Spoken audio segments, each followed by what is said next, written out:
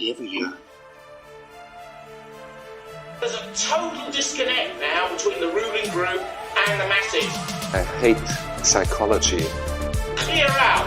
They're the same worm-like characters. Analysts. Fuck you with your stupid argument. They should not bother us. Democracy. All of this just works. Vote for the generations who are coming. Fully dynamic game engine. A millennial video essayist. Always support strength, Constant cradle. and identity. I haven't yearned. They are a disease of our time. Clear them out. You're voting for what your grandfather and father fought for. I sit and yearn.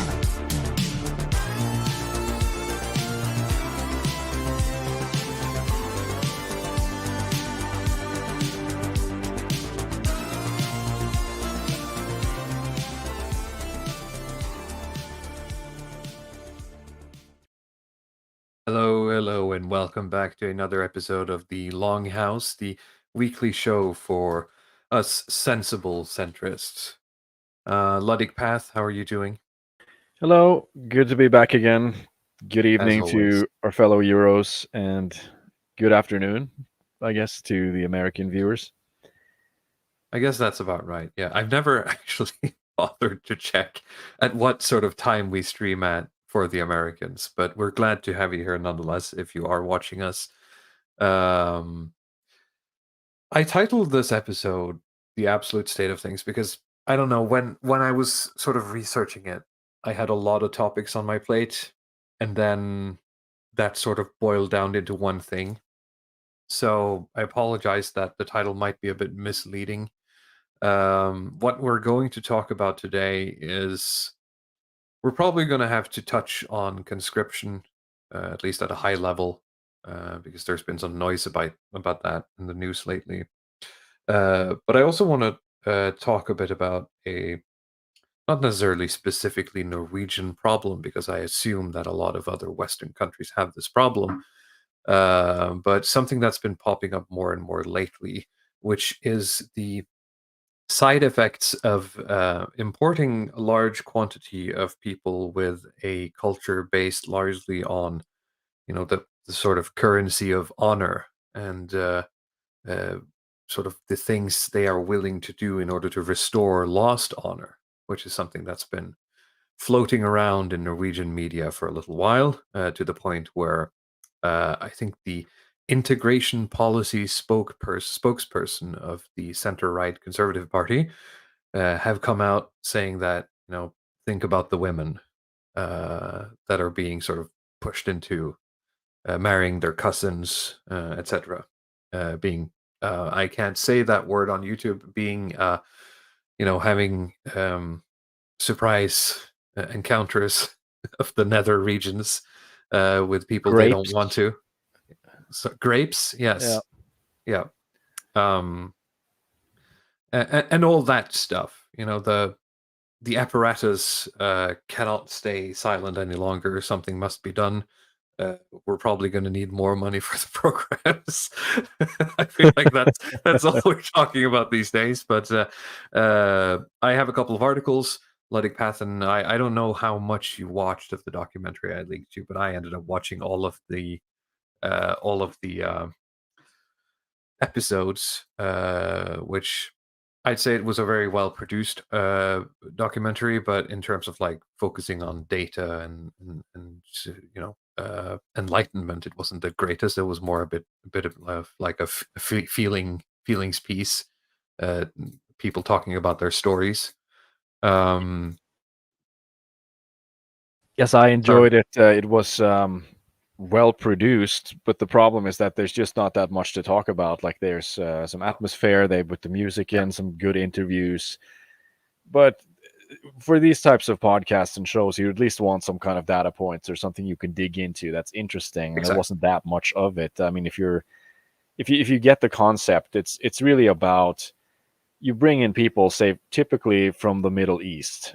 I mean, you have honor cultures other places, but I think it's very strong there for, I guess, demographic and genetic reasons. I've heard the argument that because of the dense populations and the way that the Middle East is set up, it's particularly like they have a certain view on humanity where there's no shortage of human beings really, and the potential for deception is great, and the potential for tribal warfare like that's sort of the constant pressure that's always being Yeah. pushed down on these populations, and they're sort of evolving in a way to kind of defend themselves against this sort of deception, against tribal warfare. So they live in these tightly knit communities, and now, I mean, the state of the Middle East currently, the Ottoman Empire is long gone, and they're sort of in the winter stages of their civilizational cycle.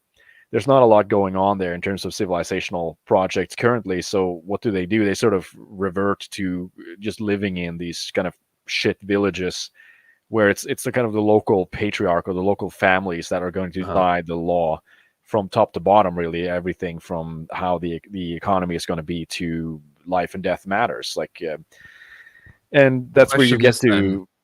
What happens when the tendrils of the local patriarch reach all the way to Norway? Right? Yeah, it's a great question, and I've I've been interested in this for quite a while, especially like when I was much younger, say like when I was half as old as I am now, and you're in the kind of counter jihad phase, and this is what you're thinking about. What about the poor women's? And they're bringing that's this the angle that's sort of been there, brought and up by mainstream media. It is the counter jihad women, right? It's the feminist issue of what are we going to do about it's that weird cognitive dissonance moment, right? Yeah, well, I mean, right now I'm looking at it as it's basically really empire contra non-empire. Sorry, like we're a part of an imperialist project currently that really is all about centralization of power to the finest degree, where every individual is going to be imbued with a certain amount of rights, and Yep. everything else need to be stripped down.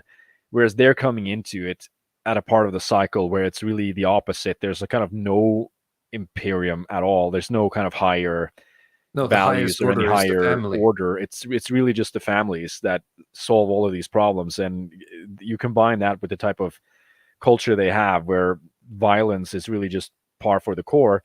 Then you get these types of honor killings, or where they see that as like, well, our family's honor is really the most important thing that you have, beyond money, beyond really anything else. It's this kind of status that you have among people. It's a little bit like prison. That's sort of how I feel. Like you've seen these documentaries about American maximum security prisons, or you've watched shows like The Oz or Prison Break, and everybody has some familiarity with that, I think. And you sort of the idea there is that these societies are, the groups are segregated, and the most important thing you have is respect, right? And that's sort of a stand-in for honor, and you need to maintain that respect. You can't have people talking shit to you, or saying things or trying to take your place. Like, and if that happens, you have to defend yourself. And if you don't, you're going to be at the bottom of the pecking order immediately, which has so many bad consequences that are going to come down the line. So that's kind of where I think that's where I think these ideas come from. That, say if your daughter tries to elope with some other man or something from, not just another tribe, but maybe like he's say he's a Scandinavian native or something, then that has to be corrected, and that will have to be corrected through violence. But it just doesn't work that way. It's just so contradictory to the kind of imperial system that we live under, where you have like one central authority that will handle all the use of force, will handle all these sort of life and death matters, and anything that is done kind of by individuals or by families outside of that is sort of considered to be taboo and frowned upon, at least to a certain extent. What I do find interesting is that, as you said, they're operating outside. I mean, they're literally, refusing to interact with the police in these cases, and it seems like the police, the state, the empire, whatever you want to call it, in this in this conflict, is powerless to do anything about it, which is very interesting, because if they just say no, they can't really, can't really, like if they just agree that their family structure is more important than the state, then the state can't really do anything, at least within the sort of paradigm that it's created for itself, in terms of like mythology and, as you said, rights and all that. Yeah, exactly. And of course, if they understand how to play the game in terms of the honor culture within their families, and they know how, like, you need to shut up now and you can't make us look bad outwards and you have to lie about certain things, then of course you can do that with the police as well. So it's not like they have to feel some higher loyalty to sort of a foreign entity. Like, they just live there as a place where their family will have access to resources and their family will always be more important. And I mean, usually people don't give up that stuff voluntarily. It's a little, especially in the Middle Eastern context, if they come there some in a kind of refugee situation or something, where their family is the only thing that they have, and that's sort of how they see it, and they take a lot of pride in preserving their traditions and their genetic lineages. They have, I mean, they will have a lot of contact as well with people from their nations of origin, right? That's what they talked Oh about in yes, the all the time. documentary. Yeah.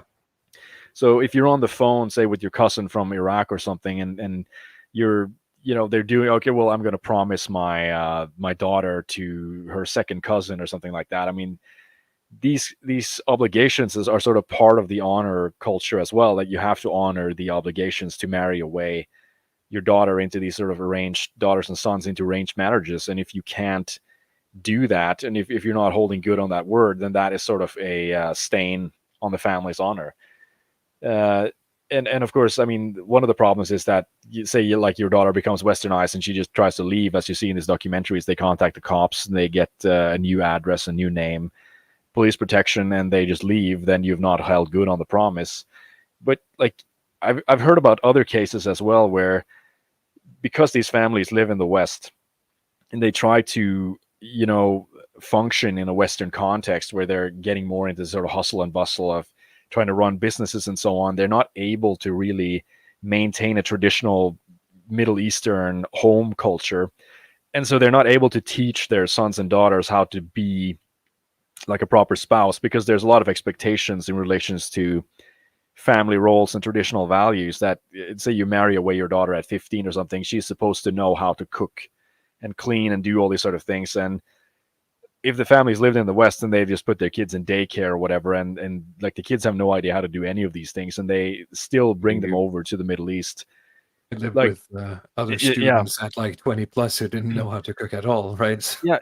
I mean, it's say it's like a girl who's immature, westernized, 15 years old, and she's being married over to a doctor who's 33 years old from Kurdistan or something, and like that is going to be, they can't just directly divorce usually. That's also seen as a kind of stain on That's their about the honor. worst So thing it seems that could happen is sort of like if a woman divorces a man, that really tanks the family's honor, apparently. yes, it does as well. So if we have Middle Eastern fans, which I know we do, then you're free to correct me in the Well, comments. But that at leads least yeah. to some of the interesting things, though, is that when these, call it, honor killings happen in places like Norway, what you'd see is that the man will like self-report. He'll like, you know, kill his wife or something, or maybe his wife. I think the documentary showed one where it was his ex-wife and her new boyfriend, and he will self-report to the police because it's almost like at that point they don't really consider it like it's a crime, yes, but sort of balance has been restored. There's no point in like trying to get away with it. That wasn't really the point, right? It's Yeah, I over, mean, it's done. I can just like call the police now, and I don't and know just what chill would out the happen. Norwegian Yeah, prison with but what would PlayStation 2 or happen? something. Yeah. I'm trying to think like what would happen, and you said we might have Middle Eastern listeners. Maybe if someone has the knowledge listening to this, what would happen if, let's say, some woman divorces a man in Syria or Iraq or something, in one of the countryside villages where this is very normal, this sort of honor culture, and they end up having, quote unquote, having to kill her to restore the honor. What happens then?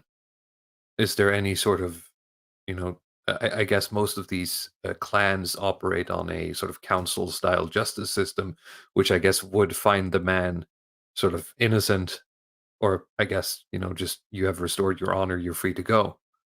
Well, I think that even that is a little bit above what they're able to do currently, where they are at in the civilizational cycle. I think that's one of the reasons that they can't. There's just impossible to do any larger organizations, because each of these families will have like an individualized honor code in a sense. So what one family feels is a sort of appropriate punishment would maybe be inappropriate for another family, and so you Fair end enough, up getting a yeah. blood feud situation usually, and then it just like goes and goes Yeah, I just found it generationally. interesting that there's there's consistently, seemingly, and no attempt to sort of cover up the crime in these cases, at least in the West.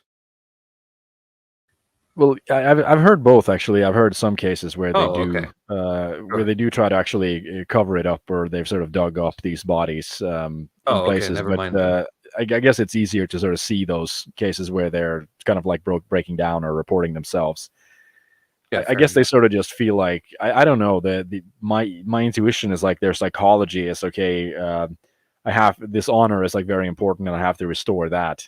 And That's when my that's thought as done, well. then okay, well, okay, what am I going to do now? Like I can't go back But then to. we're no, but at the same time, sort of honor has been restored, which that is more important than any sort of self-preservation in terms of like not wanting to go to prison, right? Oh yeah, So absolutely. it's more important that the honor is restored than the consequences of the action, right? So once the action is done, then honor is restored, and whatever happens after that happens because the most important thing is honor is restored, right? So should we get into some of the red meat of some of the articles here and see how the sort of Yeah, mainstream politics is trying to tackle this in many ways unsolvable problem, because this seems to be generational. It's not something that seems to go away as easily. In fact, it seems to have been a growing problem as these families become multi-generational in Norway.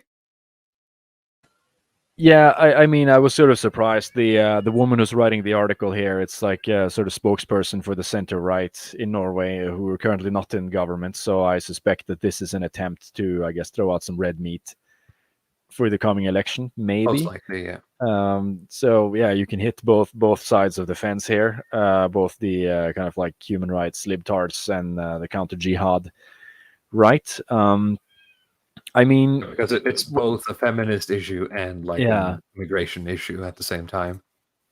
I mean that like there's another aspect to this that I find interesting in terms of how like why this is completely insolvable, because the article says that yeah, we're going to go out and like we're going to really solve this problem this time, but of course they can't.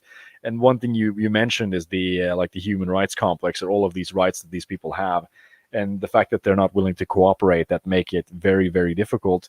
But another part is that like it's not something that can be spontaneously corrected either, because of like these ethnic differences. Yeah, Just yeah, like when you're in the reason that uh, these maximum security prisons organize themselves by ethnicities or by race, is that they can function in an organized capacity there, and they can correct each other when people step out of line. So it will make sense if I'm a white guy and I do something I'm not supposed to, and some other white guy will come in and correct me. But if it's a black guy who's doing something wrong, and I'm as a white person going in and correcting him, suddenly that seems like it's a kind of racial assault in a sense. Like it's going to be perceived outward as racial hostility. And like if you're like this kind of Star Trekky UN member shitlib, then that's kind of a weird way to think. But I was at daycare today, and I delivered my daughter, and like there was like a black man, Somali or something, who came with his son who was a little bit older. So they were going to a different department of the daycare, and like he had to reprimand his son for behaving badly. And the altercation, I mean, he sort of stepped over the boundary of what would have been acceptable for a Norwegian parent to do right. in terms of like the way that he sort of manhandled his son. I'm not going to go into details, but he did sort of physically assault his son for behaving badly. And typically, like one Norwegian parent would have been able to apprehend another Norwegian ethnic parent or something, or report that or something, if that had happened. But now that it's Hmm. basically I'm a white guy and the other guy is a black guy, then Right. So you're that's saying just that not possible. That's sort gonna of the way it works in the prisons, by reducing it down to sort of the lowest, I guess, common denominator in a sense, you get a baseline of which to operate on, which then, of course, in multiculturalism doesn't really exist anymore. Like you can't take that step down and be on the same playing field anymore to be able to No. have societally sort of correctional behavior.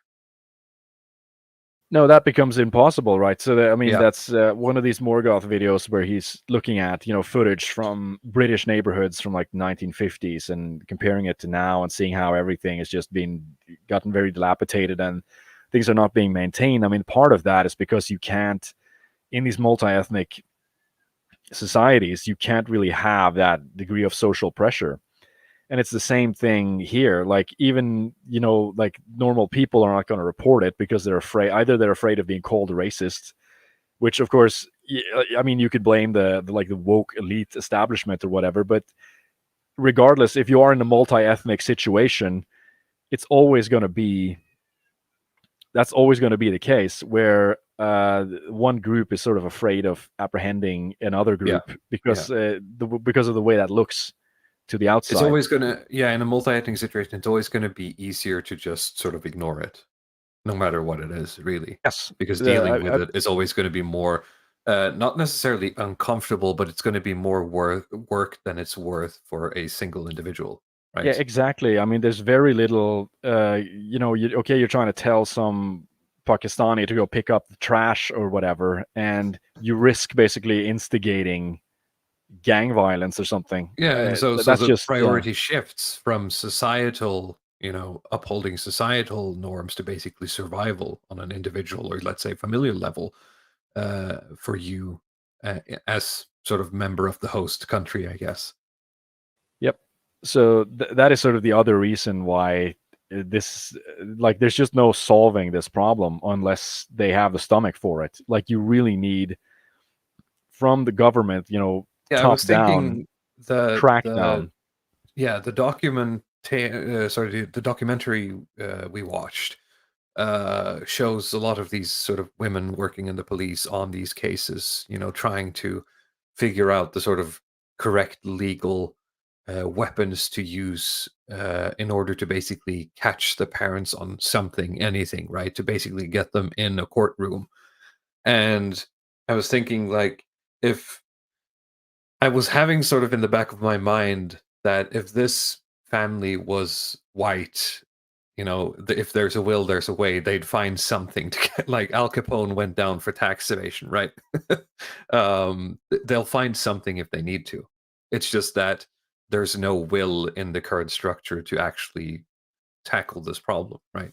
Because it's a very difficult problem to tackle. Yes, and I don't know if that comes from, like, I mean, these people are here, and I'm wondering the degree of to which politicians understood what they were dealing with when they brought these people in particular, because it just doesn't seem like that. Like they're using this kind of human rights frame when they're bringing these people in, and I even think that the people themselves would have respected being treated worse, if that makes sense. Like, I mean, maybe this is sort of an unpopular take, but if you really wanted to avoid this problem, if these people came to Norway, you just take their daughters and marry them off to Norwegian men. I mean, it sounds like, okay, you're promoting mixing or whatever, but if you legitimately child wanted services to intervene between parent and child, which is what the child services do, right? And if we've decided that the child services is a government body that has the right to intervene between parent and child, then I want them to intervene between the parent and child and integrate them, right? Please. Yeah, I just don't see any other way. I mean, you have to basically forcefully break up these families, and I mean, they use arranged marriages anyway. You just basically, you just marry them off. Like, you just, okay, here's Ola, Anders, or whatever. You just marry Fatima off to him, and then, okay, he just decides what she believes, and then I mean, they're basically either they're forcefully integrated, though they just keep doing the stuff that they're already doing. So I see it's either something like that, or it's deportation. So I just do not believe that you can. They're just doing this kind of soft running at the clock thing where you hope that, okay, maybe like you have now, the daughter's going to go to school and she wants to become a policewoman and that kind of stuff, and they think that's gay. So no, Fatima, you're going to be married off to Right. Ahmed, like in Ahmed, Afghanistan or whatever. who's coming from Iraq, right? Yeah, He's going to get who's get a 46. citizenship based on you, right? Yeah, and it's just, it works to a certain extent. We have talked about the deracination of Middle Eastern people and the kind of like outwatering of their values, and particularly if they become exposed to the education system. I guess There that is is a sort of level of the that, but yeah. I'm getting the feeling that this part of it seems to be sort of extremely stubborn. Like just specifically these family/honor things seem to not want to budge.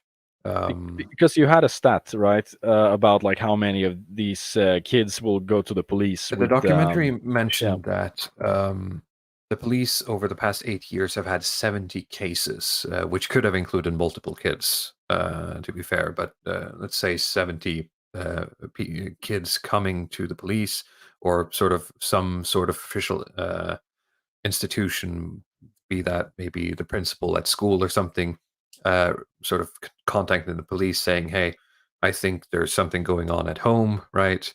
And so the police have raised cases against the parents, and only one of those 70 in the past 8 years ever reached a courtroom.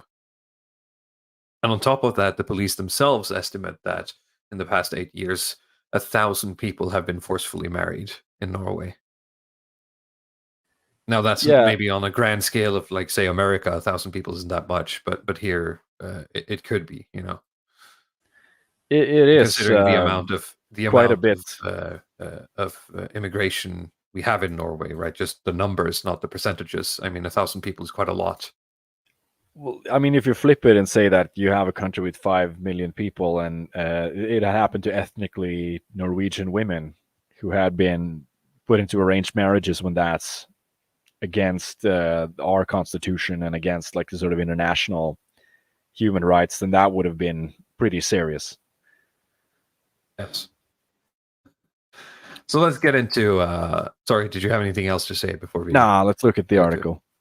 I'm not sure at this point if we're going to get anything out of this that we haven't already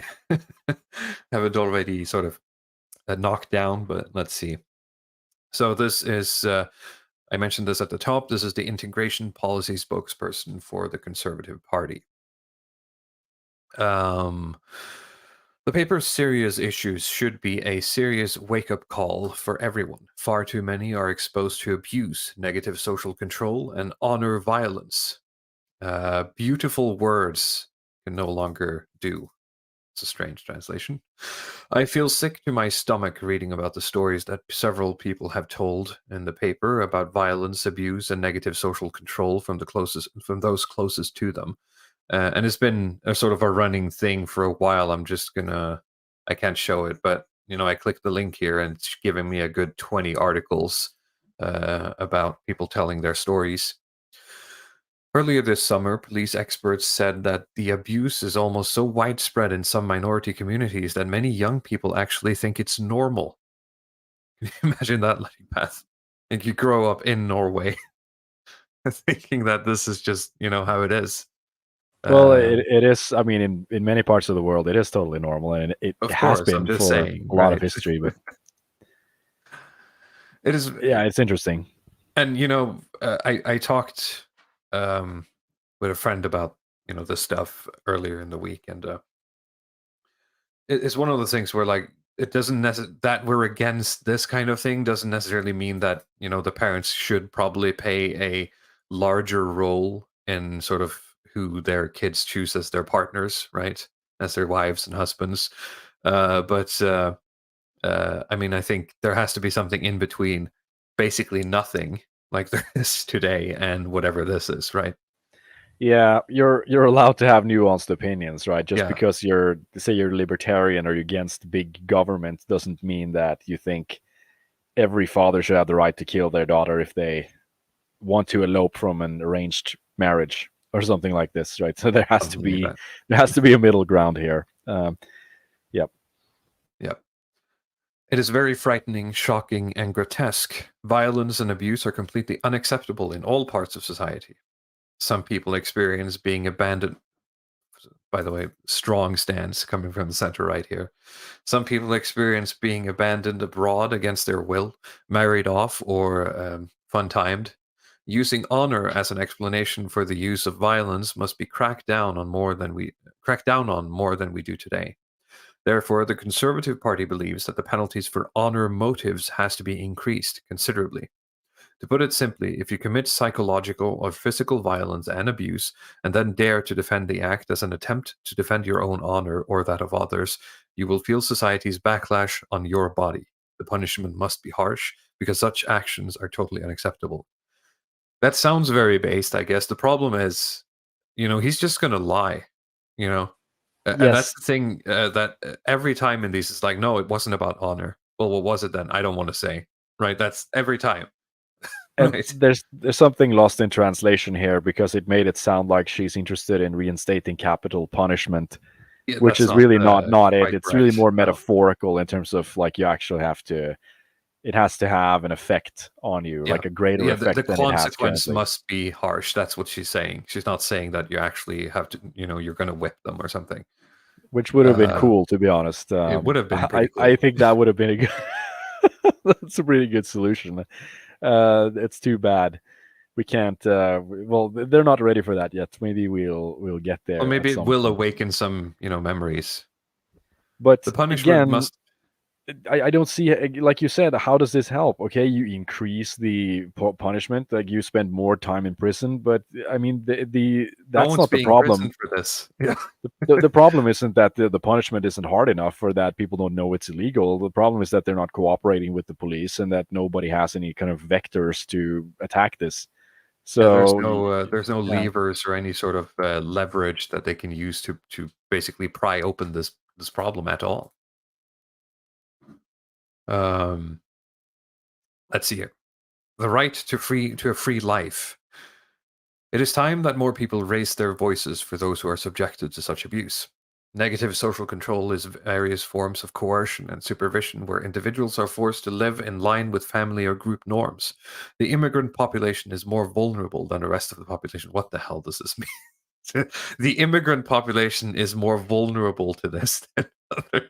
Yeah, That's a that's very an politician way of saying it. interesting way of saying it. I mean, do you still have the tweet that I posted in our Telegram? Because that's what I thought about the kind of the Oh black yeah, I female have it. I politician. actually So, saved it for the purpose of maybe using this when we're doing the live stream here. Let's see. Downloads. There's the photo. I'm going to have to. Well, I'm going to fix it in post, so to speak. This is Congresswoman Cori Bush says intimate partner violence can be deadly. Every single person deserves safety and peace in their relationship, blah, blah, blah. And the graphic says Black women are 3 times as more likely to die as the result of an intimate partner abuse than white women. So think about that one, racists. that's an interesting way of putting it there. There were some questions in the comments. I'll just say that, but it's kind of the same way of phrasing. Yeah.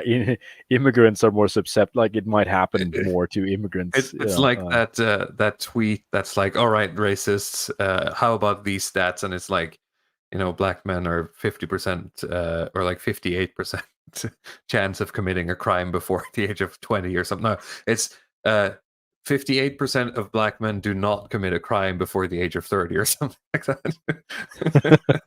It's like, that's not the actual stat, but I mean, all the stats were kind of worded like the negatives, but it's the numbers are making you go like, hang on a minute. Sometimes there's serious physical violence and abuse. At other times, young people, especially women, are deprived of the right to live a normal life and make their own choices. A survey among pupils at upper secondary schools in Oslo showed that over 45% of minority girls felt that they were not allowed to have a boyfriend. Almost 30% of the minority girls felt that they were not allowed to have friends of the opposite sex.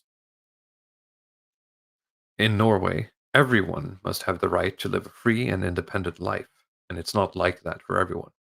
Reporting violence and abuse is difficult. Many are afraid of being ostracized by their own family or exposed to more violence.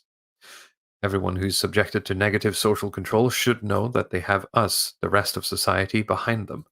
Because, well, you don't, though. Do they? That's that the No, I don't think documentary they do. showed that No. quite explicitly, that there's nothing they can do. Like, Yeah, I mean, is this woman gonna be the one who's gonna start kicking down doors, right? And taking daughters from, Ahmed, right? The Conservative Party believes that better follow-up is needed for people who report that they themselves or others are exposed to negative social control. In Norway, it is a principle that we protect whistleblowers. This principle must also apply to those who warn of negative social control. We have to do some cleaning up. The Conservative Party is happy to take the lead in this work. We must establish more safe adult contexts for young people in local communities. We're going to need some money for the programs, Ludwig.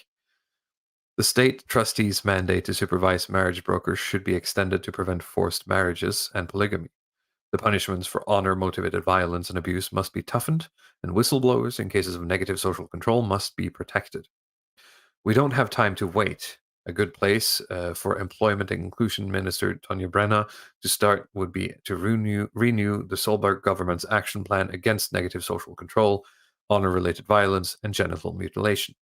The time is overdue to strengthen efforts to prevent, and strengthen the aftercare of people who suffer under a tyranny of control. Some translation errors there. So, I mean, not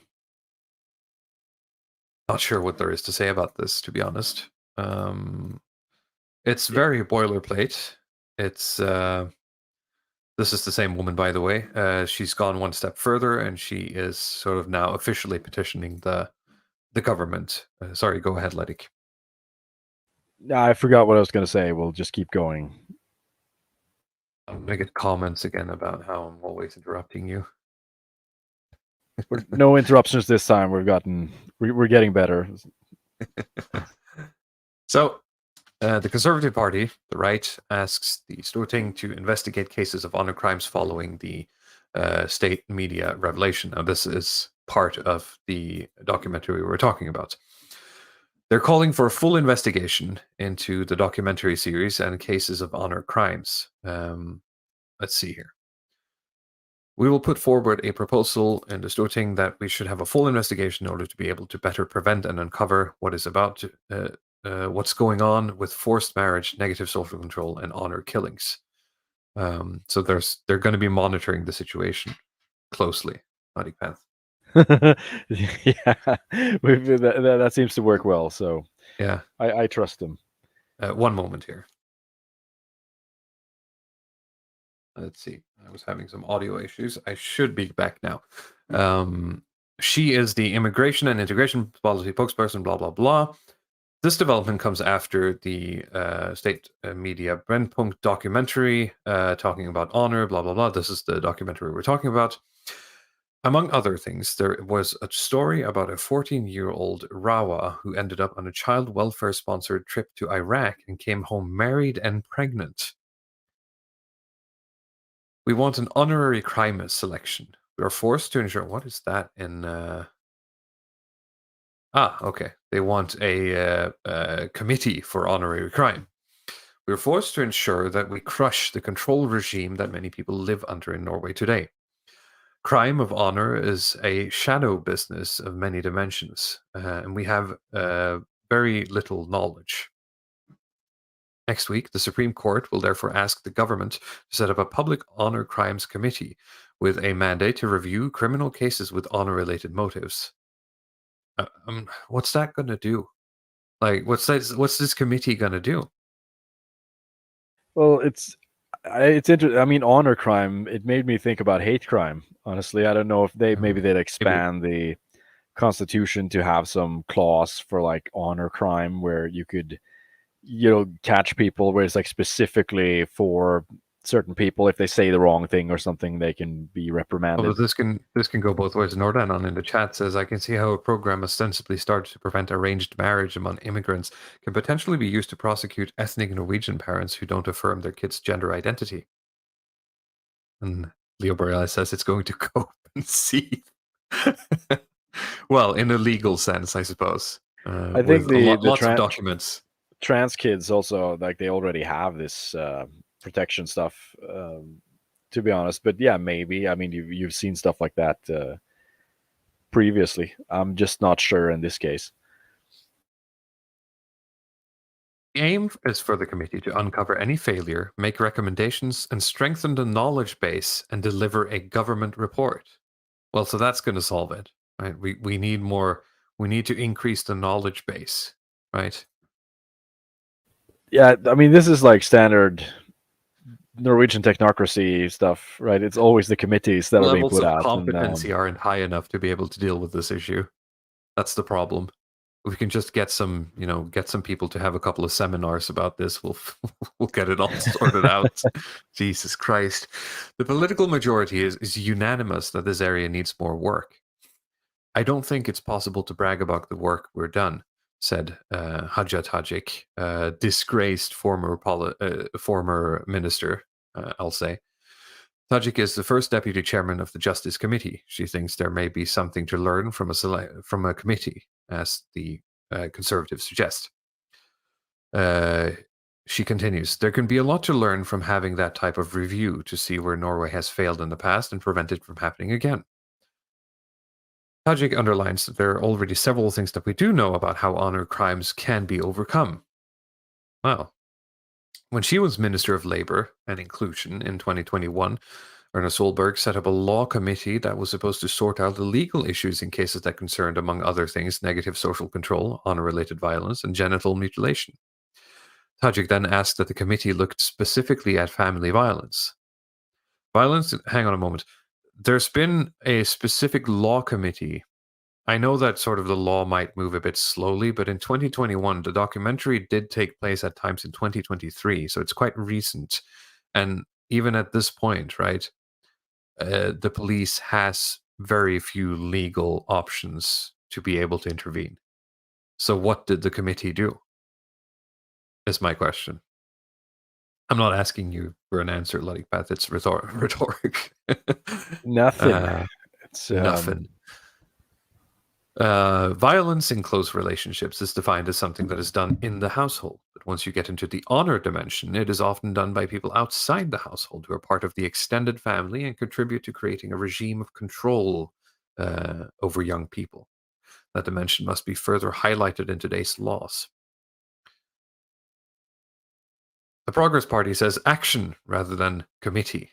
The Progress Party's Erlen Wiborg is a member of the Municipal and Administrative Committee.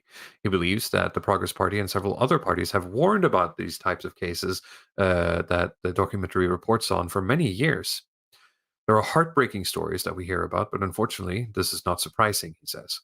He highlights previous proposals from the Progress Party to overcome social control, such as withdrawing residence permits for persons who facilitate circumcision or forced marriage. Viborg believes that action should take precedence over new committees and analyses. Getting more information is always well and good, but we must already start implementing decisions so that the girls and boys who are now at risk of being exposed to too much of this can get any help. They need help right now, not in two or 3 years. These are measures that the Storting can adopt right at once, says the Progress Party politician. This is perfect outflanking from the Progress Party. Yeah, I mean, that is textbook, right? Socialist left and the Reds want to look at the proposals. Both the Socialist left and Reds think the proposal from the Conservative Party could be interesting, but they say that they will consider it when the time comes. In the Socialist left in the Justice Committee says that they expect an action plan against honor killing in order to work structurally with the topic. These are very strong stories. It is a serious crime, and we have to admit that we're simply not able to work well enough on these cases, he says. He highlights diversity, competence, and continuing competence development in the police as particularly important. I mean, looking at the documentary, the police know quite well enough what's going on. They just don't have like this woman right here spends multiple episodes crying about how she's powerless to do anything about this. Yeah, essentially, I'm just interested in the fact they know that say quite like you have well what is happening. Sorry. Yeah, the socialist left and the Reds, now at least they will come forward and concede that this might be a problem, because I seem to remember at times, say maybe 10, 15 years ago, where it's like the modus operandi of these kind of more left wing, if you want to call it that, parties would just be to kind of defend the Muslims, even like from some labor people, where they would just say something like, well, it's not, our role to interfere with them, or like, if you're, by bringing this up, you're making everybody look bad or something. There was a lot of that in Norwegian politics, at least in my memory, for quite a while. But it seems to have died down quite a bit, where it's more of a common, consensus now, that you have to, okay, it's actually a problem. It's not just bigotry, or sort of like you've misunderstood what's going on there. They seem to at least have some common understanding of what's actually going on, and they have to go along with that. Yeah, Where it but would they're sort they're of giving the be, passing it along answer, essentially. Like they're just buying time with this. yeah, they're running the clock on it Yeah. now, but at least they're not trying to grandstand on, I'm like an Yeah, and everyone anti-bigot or else is just whatever. being racist. Yeah. Yeah, everybody, yeah, like that guy on Twitter now. What's this? Everybody's making fun of him, like the Will Stenchel guy or something. I don't know if you caught that. Oh yeah, yeah. But I mean, Anyway, just a passing comment on him before you read. It's interesting to sort of see, because I thought that, like, this brand of progressive was so common, I think, 10, 15, 20 years ago in politics, like this type of person who will just sort of like bully and eye roll you out of the room if you I want to talk about counter jihad or yeah, like we've talked race or about something. how there are no more leftists on Twitter. I literally did like a double take and thought to myself, wow, I haven't seen someone like that in years, right? Yes, I thought he came out of a time capsule or something. Like, some of these people who just never change, or they've slept through the last 5 years, because you still have shitlibs and leftists who are up to their standard shenanigans. But like this type of tactic, where it's really just about like creating moral outrage because you want to talk about race or something, it's really becoming a thing of the past. I see less and less of that tactic being employed, because it doesn't seem to have any effect, really. So I just thought that was interesting. And I'm mentioning it because typically, if this type of thing would have come up, you would have seen articles, or like this article would have contained more opinions from parties who just thought that, well, you're racist for talking about it, or you would have had more people just writing that in the papers. But I don't see that anymore. It seems to be a bit of a, yeah, it's a dying breed, and I'm glad I'm glad it's I dying, mean, that's to be honest. good to a certain extent. The It problem is really is a that, step forward. Yeah. what are you going to do about it? It's an important problem that we can't really touch right now. So it's I don't know, it's difficult. The Reds, with Jabez Drevland Lund in the Municipal and Administrative Committee, says that they will strengthen the competence unit that works with crimes of honor from that already exists, and ensure that the police have the resources to overcome this type of crime. Well, they don't, because they don't have any legal framework to operate within your system to be able to basically kick down the doors they need to kick down. On this is a good one. Prevention in multiple languages. This is always good when you get we're going to have more translators working in the departments. Job creation programs, essentially, Yeah. for liberal arts graduates or something like that. I mean, yeah, Something again, like that. if you have a justice system that is kind of tailored towards more individuals and individual rights, and you're working against enclaves of tightly knit organization, I mean, you are quite helpless if you're not willing to Yeah. break some rules there. Peregrine Splendor says your police chief is a woman. No, this is a mistranslation. She is like a I don't know what level that would be in. Is it sergeant or something? I'm not sure what that would be translated to, wherever else in the world. But she's not a chief of like staff like that. But she is higher up. That's true.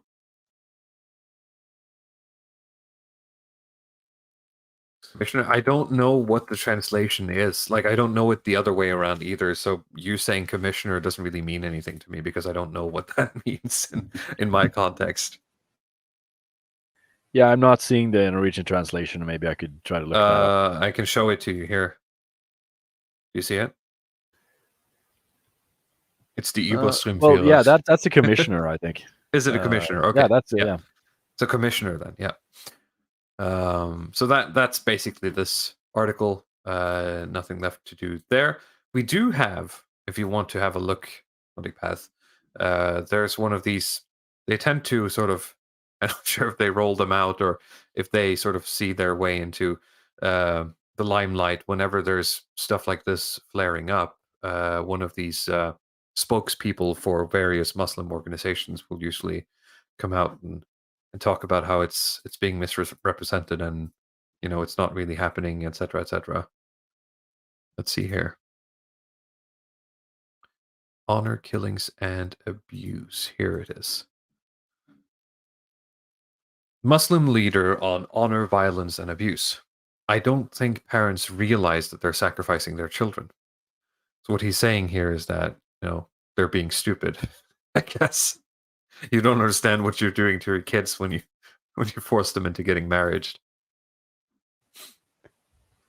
Well, Arshad, he's throwing his own under the bus, essentially. Yeah, I mean, he's one of these Uncle Toms. So I don't know if you have a name for the like the Middle Eastern version of that. Yeah, post it in Arabic in the chat if you know. Arshad Jamil is the leader of over 30,000 Muslims. He emphasizes that a Muslim is obliged to intervene actively against injustice. Nevertheless, many Muslims are victims of honor violence. Let me just double check the translation here.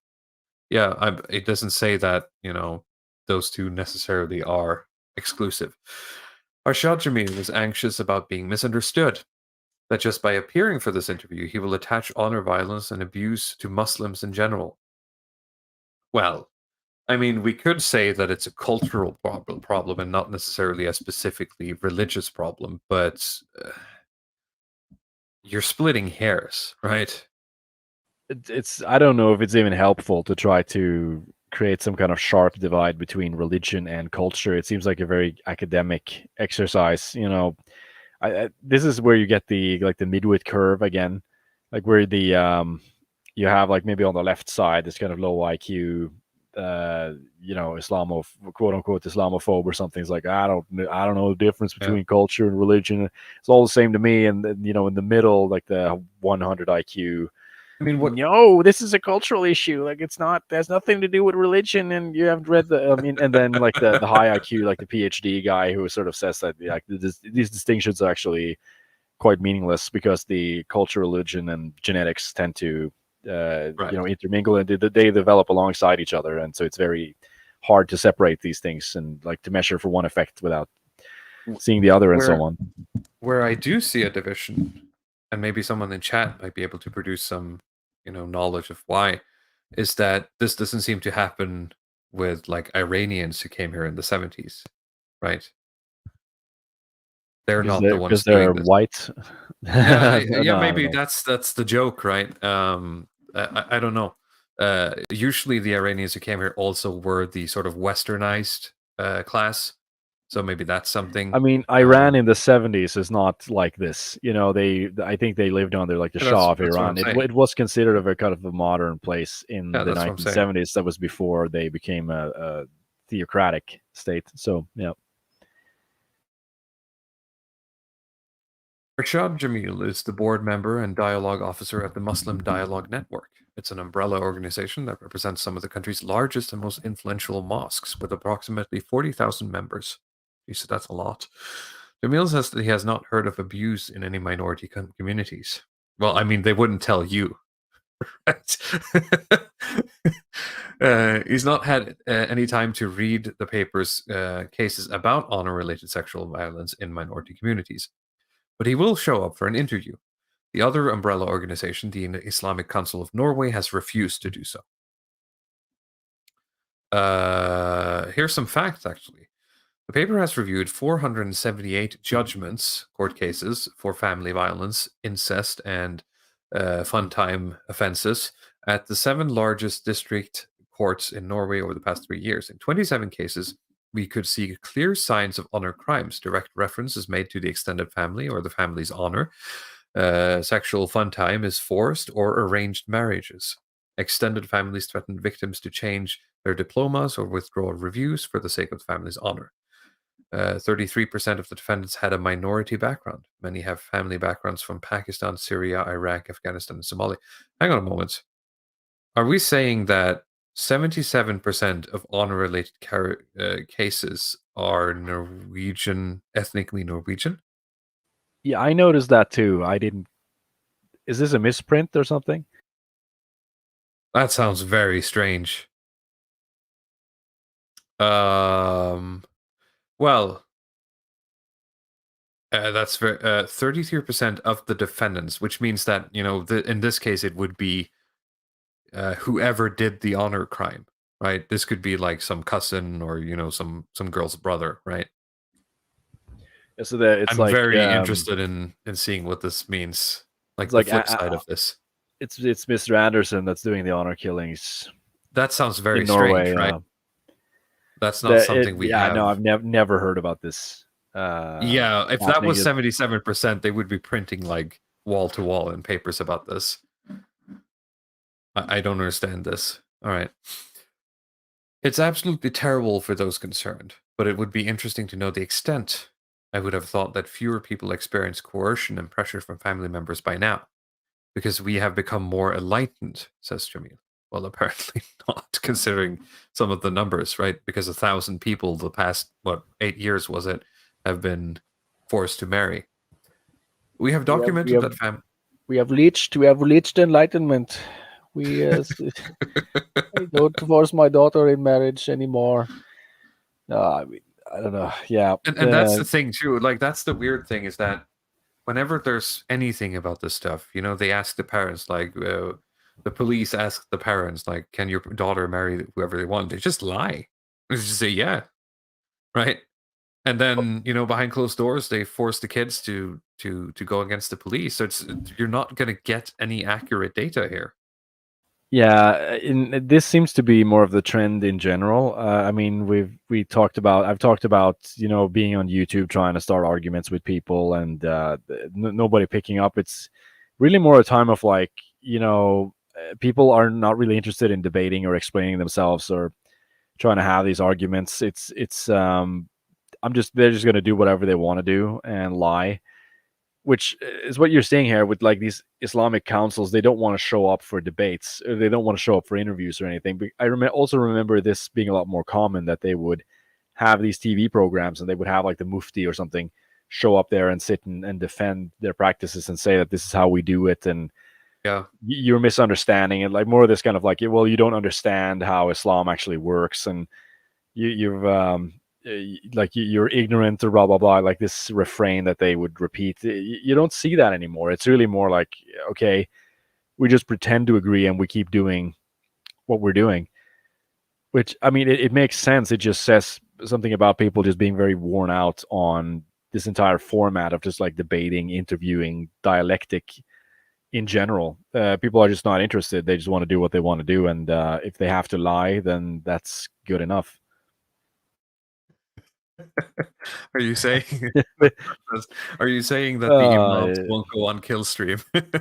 Well, I do think you have some of these debate channels where they will still do that stuff, but even that's becoming like it's becoming a rarity. It's like this very niche hobby where I feel like in earlier YouTube it was a lot more common to sit and have debates, or like you would see a lot more of this stuff going back and forth, whether it would be response videos or it was the reply system of YouTube that facilitated a lot of that, and then it got destroyed by spam. I think people just posting random stuff and like low cut tops, etc., in the reply sections of videos, because the person, I mean, rightly so, I guess, the person who put up the original video couldn't control who tagged them in a response, right? So the system just showed you all kinds of bullshit, right? And then it moved into like the live stream debate period, and that was, I guess, fun for a while until people realized that it doesn't really do anything. So, but I mean, I remember the video response. That was a feature of early YouTube where we would see a video, and then underneath there would be like this Yeah, tab that's where what you I'm could saying. look through Yeah. all of these responses, and But people would have like that system failed because it got spammed by low content yeah, stuff, yeah, right? yeah. So I mean, it should still exist, in my opinion, but YouTube just canned it. I There's no mean, money in it. understandably, but I very few people I think they believe in debates or having any kind of discussion. I mean, I was watching the distributed stream prior to this, and I didn't finish the whole I was thing. going But to say yeah, Distributist are the only guy still doing it. and I do get it. There is some kind of value in having these discussions, but I feel like people are just getting very jaded with it and seeing how little it actually, little of an effect it actually has, or like how much hassle it is compared to, the juice is not worth the squeeze, as they say. Exactly. Yeah. Wouldn't that be sort of the greatest reality to live in, that it would be 2023 and we'd be able to basically step through like a Sargon of Akkad versus Thunderfoot YouTube debate that's been going back and forth in the reply section for like years. That would be pretty interesting, actually. That would be You would great. just sit and have autoplay, and you just sit and You could view watch every like response. 10 years of Yeah. Sargon v Thunderfoot. Yeah. Philosopher Kings. Let's see here. We have documented that families in minority communities try to keep abuse within the family. Victims are quote unquote protected so that they do not get help to get away from the violence and report it. What do you say to that? That this happens in 2023 is tragic. That one does not take the victim seriously, that we do not see the consequences, is hair raising. If someone had come to me, would I try to drown it out? I couldn't imagine it. What mechanisms kick in so that one does not think personal mechanisms kick in so that one does not think about the victim but instead tries to protect the perpetrator? Police experts believe that honor-related sexual violence is an overlooked problem. What do you think about this? First, I think that sexual abuse in general is an overlooked problem in society. Woo, get it in, buddy. But one victim is one victim too many.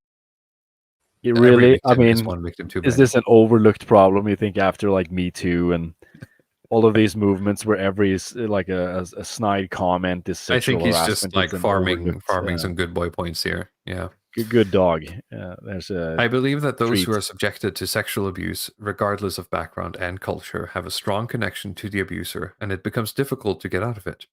That's fair. They may be trying, but that's why we have child protective services, right?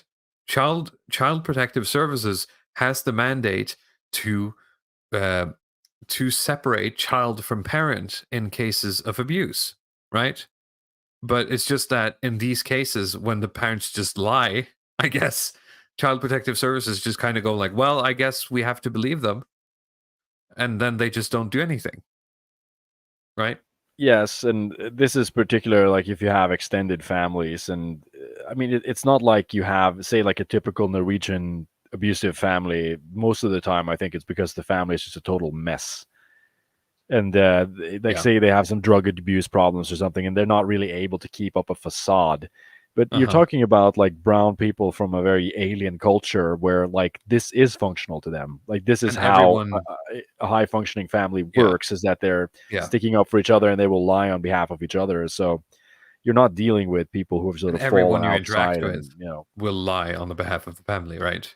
It's Yeah, not exactly. just like one guy who has to try to lie. It's like everyone you talk to is basically keeping this up. And they're trained to do so, and they see it as a good thing. So again, we keep repeating on this, but well, yeah, we'll just see how this pans out in the end. Why do you think this happens?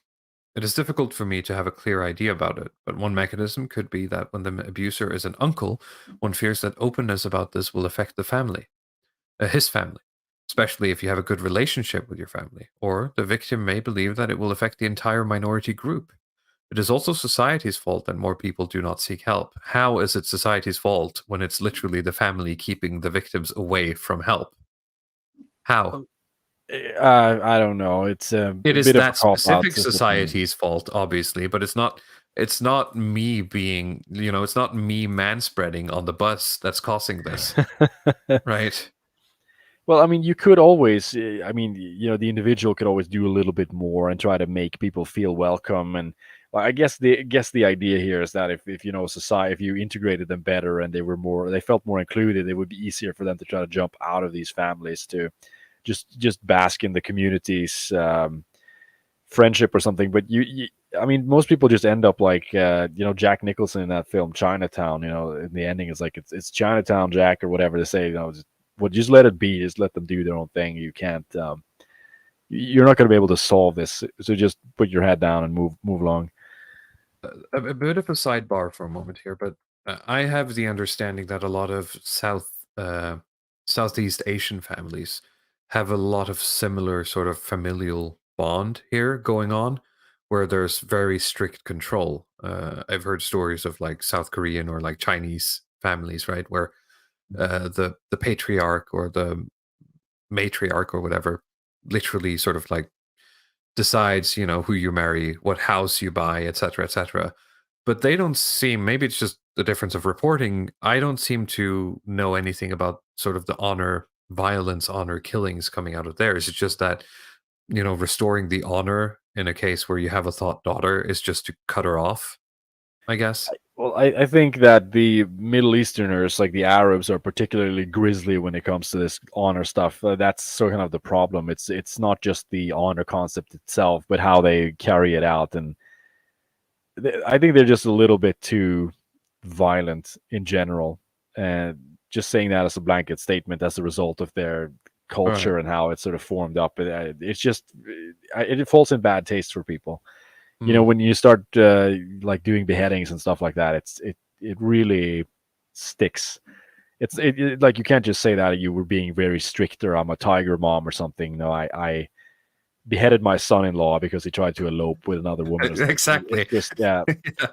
I'm just it's very curious about what the very difference dark. is really, and if it's just a part of, it's just how they are. I mean, I guess.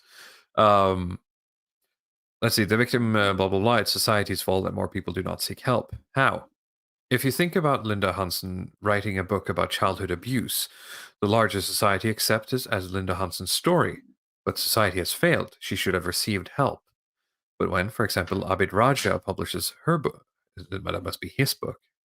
Oh, sorry, Abida Raja publishes her book, society at large accepts it as if it applies to all Norwegian Pakistani girls.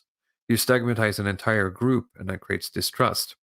I'm not really well, you can say I'm stigmatizing an entire group, but the reason I am stigmatizing the entire group is that that's the only group where this seems to be a problem, right? As we said, 33% seems to be Norwegian. I don't really believe that, because if 77% of honor killings were Norwegian, I think I would have heard about it by now. And maybe that's a Yeah. that's a lowbrow grug way of looking at it, but I can't help but shake that feeling of if 77% of all honor killings were made by ethnically Norwegians, there would have been some stat about this. I think Like, I it would have have been heard about noised. one. I should have Yeah. been able to name one case where this has happened, at Where least it's living here literally for over 30 years. where it's literally, you said, Ola Nordman, the blonde haired blue eyed guy talking about, I had to kill her to restore my honor, right? I don't see this as like stigmatizing when it seems to be one broadly speaking, one origin. But don't families understand the seriousness when they, quote unquote, protect the victim by protecting the abuser? They kind of sacrifice their children. No, I don't think they realize that they are sacrificing the children. I refuse to believe that they would have behaved like that if they knew that if they knew what opportunities exist in society, that it wouldn't affect the whole family. Now, there might be something behind that, as we said before, where these families are existing in a sort of like survival mode, right? Even though they're living in a very affluent country. What do you think, Letting Path? Well, I mean, some of them are probably not resourceful enough, I think, to get anything out of that. And I don't really want to go down like the human biodiversity route, but maybe I will.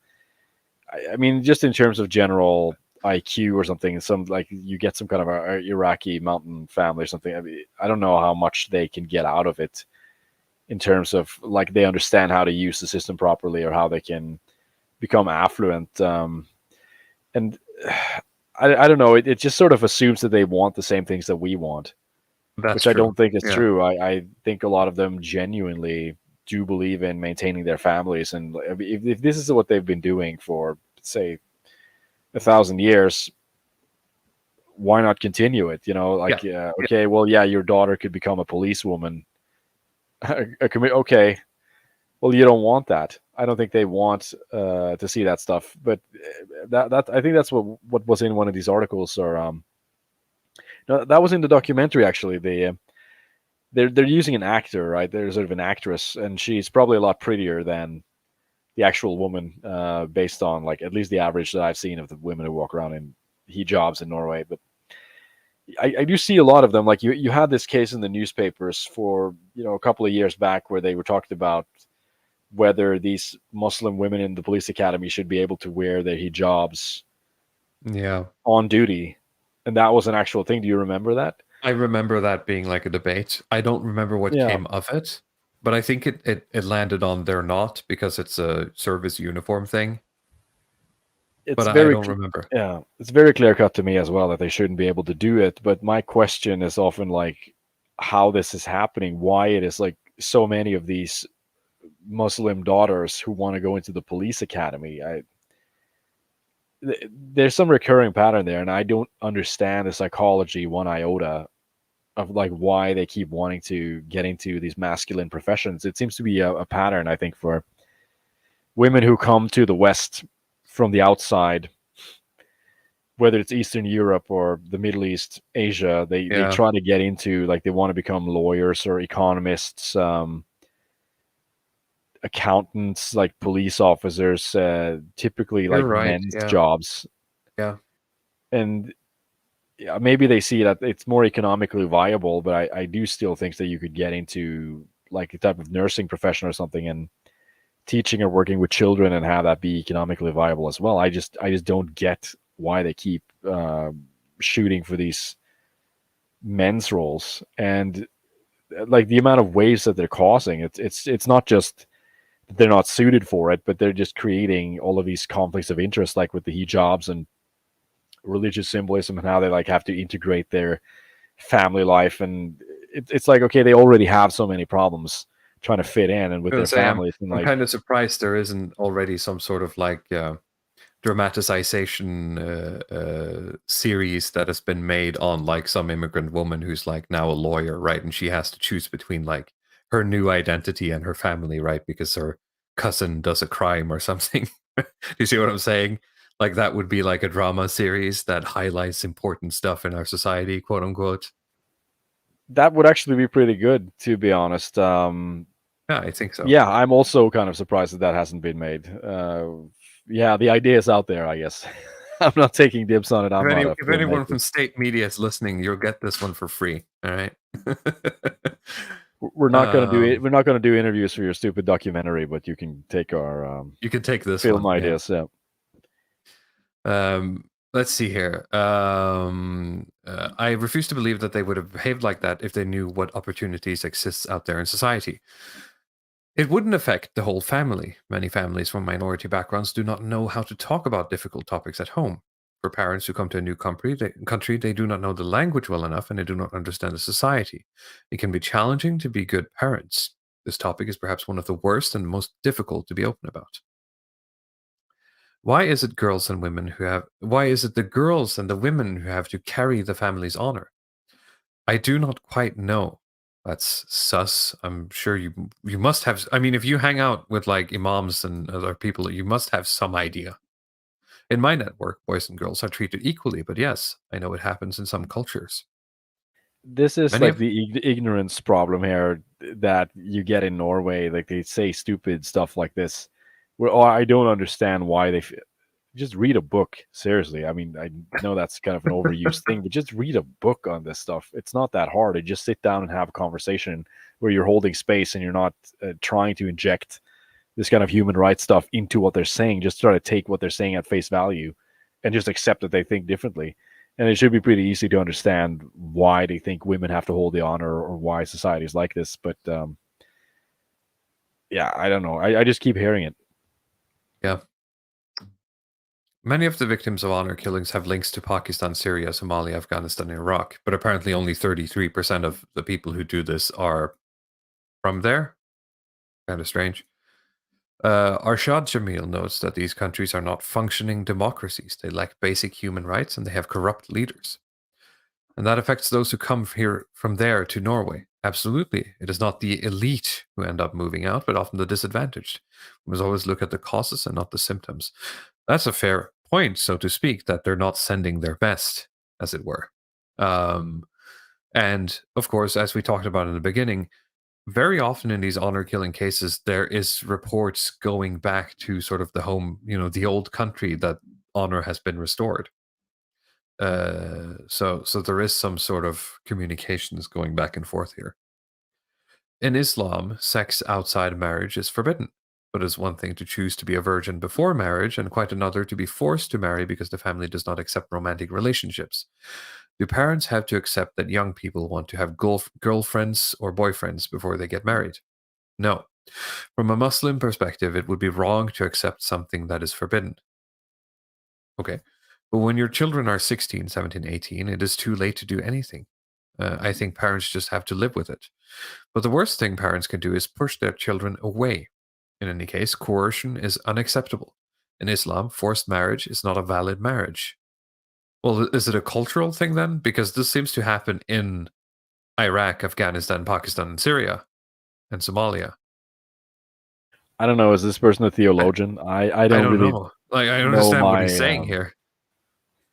I don't know my Islamic. Yeah, fair enough. Like anyone in the comments, is Islam theologically not into arranged marriages?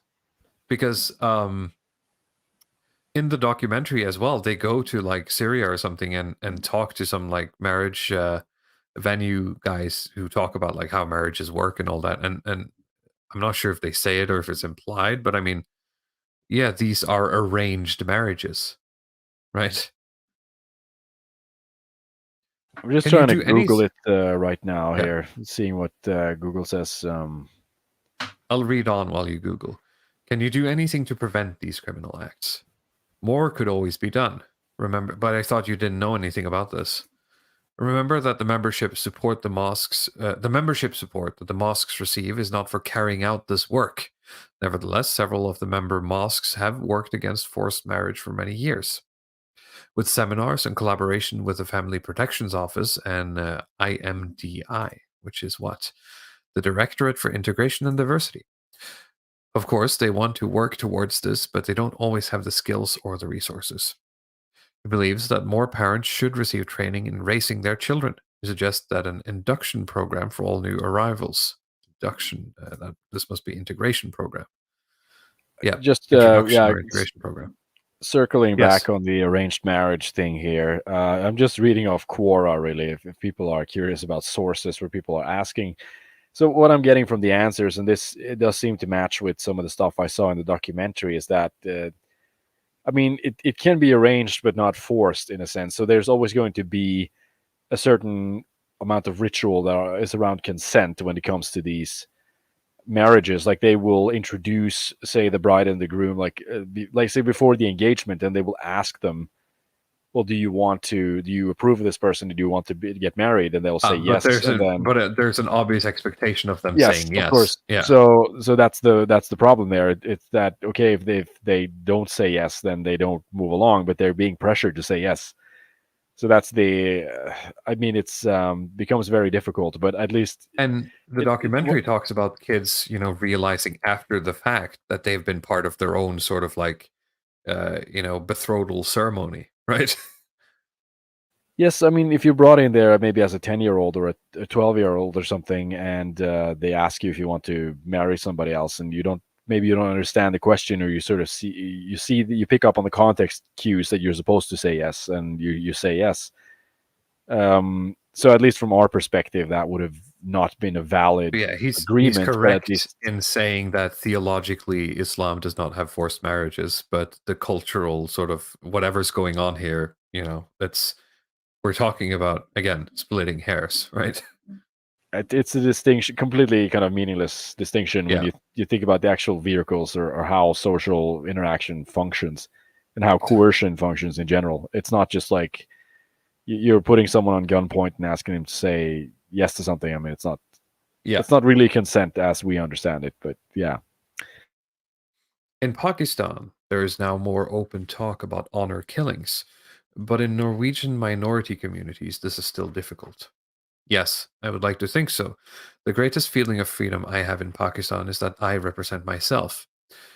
In Norway, you are perceived as a representative of Pakistanis, foreigners, and brown men. This leads to one becoming more cautious and withdrawn. Well, I mean, I'm sorry, but you that's what it means to immigrate, isn't it? When you're brown, people all seem to look down when you're brown. Yeah.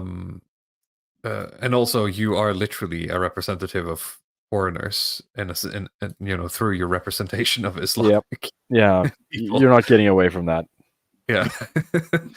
I mean, for him specifically, right? Can honor-related sexual violence be addressed in the mosque's Friday speeches? Not yet. Such sensitive topics should be addressed by professionals at seminars and conferences, preferably professionals with the same faith or ethnic origin. You must hang on a moment. You should read the paper's writings about these cases. Yes, we should, and maybe we can have a meeting with the two guys in police intelligence to find out more about this. I encourage organizations that work with such topics to take the initiative for collaboration with us. Much can be done behind the scenes. We can start talking about the problem. Do you as a community want to talk about this now? Yes, I believe we do. It is part of the journalist's task to make us aware of the deviations. That's the end of that article. I don't know. I don't know if there's anything more to say on this. I feel like we'd just be talking in circles. The only sort of reason why it is interesting for me as a topic beyond, the grug reaction here is that it presents, a bit of an unsolvable problem, as we talked about, where this is, a state apparatus meeting a community that doesn't really want to interact with it, and that apparatus not having the framework able to deal with that response. Other than that, it's kind of just, it is what it is. What is this platform's guidelines prevent me from talking openly about my feelings on this topic? Yeah, I mean, based on the Lindy paradigm, right? It's it has continued for a certain amount of time, and it will continue twice as long, right? As it has. That's just what I predict. It has been a problem for as long as these people have been in the country, and it's going to continue to be a problem. There's nothing that's being put on the table that is actually going to solve it, and I don't think they have the stomach or the political will to do anything. So we can just look forward to more of this stuff. Yep. Before we leave, do you want to do the tweet with the eating a burger and becoming American? Yeah, we could have that as a finisher. It has like almost nothing to do with the topic other than the kind of like is totally unrelated. Yeah. Weird Eastern European stuff. But I saw a lot of people in the kind of Norwegian, let's just say, ethnonat sphere interacting with this. So it's something that's floating around here. I just found it really interesting. So this is a post by one Darth Powell who says, I think quote-unquote passport bros are going to be the new norm as men abandon the American dumpster fire dating scene. And then there's a photo of two different women. One who says American woman, which is a big sort of overweight, piggish looking woman eating a burger. And it says she's 100 pounds overweight, two kids from 5 different men. GED, is that high school education? Yep. Works at a call center, 2 times salary in debt, over 30 years old, and quote, I know my worth. And then there's this sort of supermodel in a bikini, sorry, in her lingerie, where it says Eastern European, Asian, Central, and South American women, works out 5 times a week, eats healthy, no kids, PhD, successful entrepreneur, no debt, under 30. You're so nice. We should go on a date.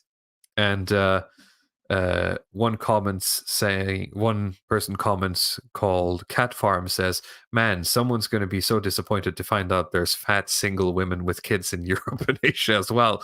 And Darth Powell responds, well, they moved to America.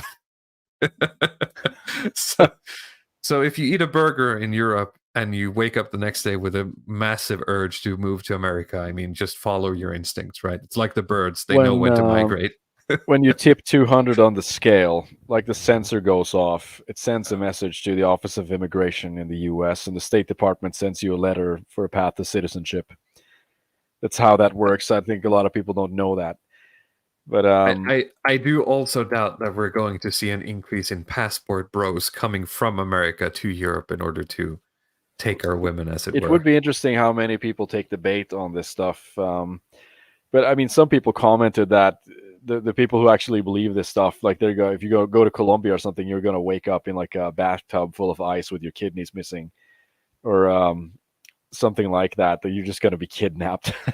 They're just going to take your money and sell your organs on the black market because you came to see Olga or something.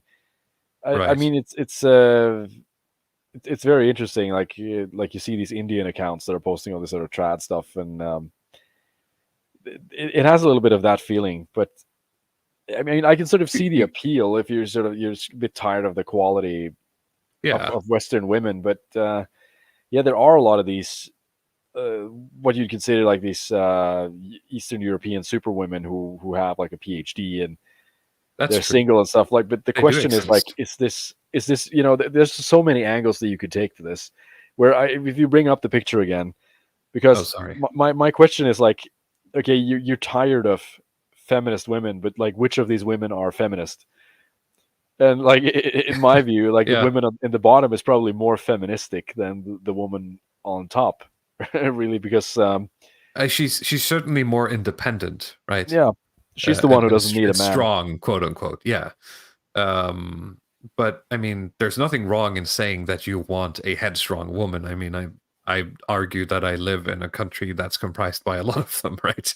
But that's just what it is. I don't know. I don't really know how to interact with this meme. It's sort of just fried my circuits.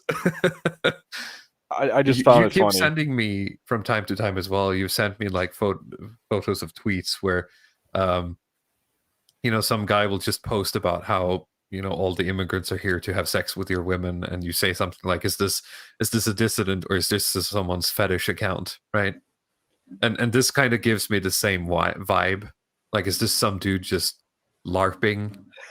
Yes. Kind of getting off to this, not necessarily sexually, just intellectually, I guess. Maybe. I mean, the fetish account one was pretty funny. I think I posted under Morgoth. I mean, we were supposed to talk about conscription, but we're already kind of at the time limit here. But it's just as a sort of comment under Morgoth's essay about conscription, because they have this long back and forth on Twitter with the Tory boys and the Brit libs about who's going to fight, who's actually going to fight Russia.